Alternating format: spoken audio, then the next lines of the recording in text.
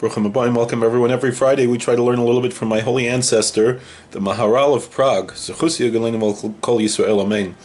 week's Parsha is Parshas Vayeitzei. In the book of Genesis, chapter 28, verse 12, we read, V'yachalom v'hinei sulam utzav artzav rosho magi'ah hashamayim v'hinei malach Elohim olim v'yordim vo.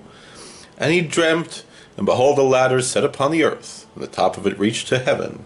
And behold, the angels of God ascending and descending on it. Rashi notes, Olim tchilu v'akar kach yardim? Why are angels going up first and then going down?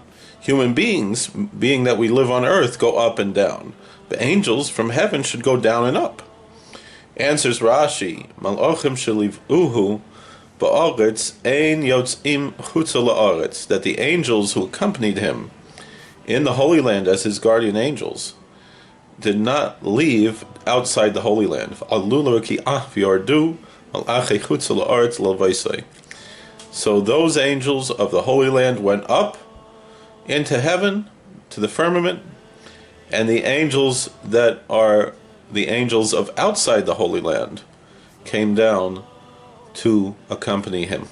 Says the Heilige Zayda, the Maharal of Prague, why is Rashi surprised that the angels first go up and then go down, and posit that they should be going down and up? So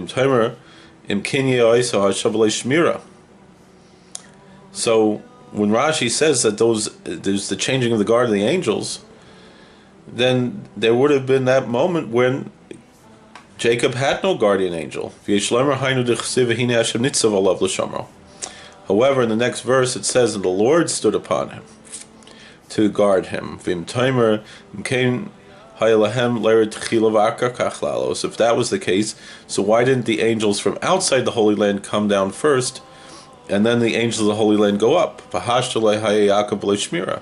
Then Jacob would have had total, constant guardian angels. So the Talmud tells us, Tractate Yuma Lamed Chesed Beis, Tractate on Yom Kippur 38b, that one kingdom does not touch another. Therefore, the angels that are here on earth have to leave first, and then subsequently the others can come down. Thank you for watching. God bless. Please like, share, and subscribe, comment, and we'll see you later.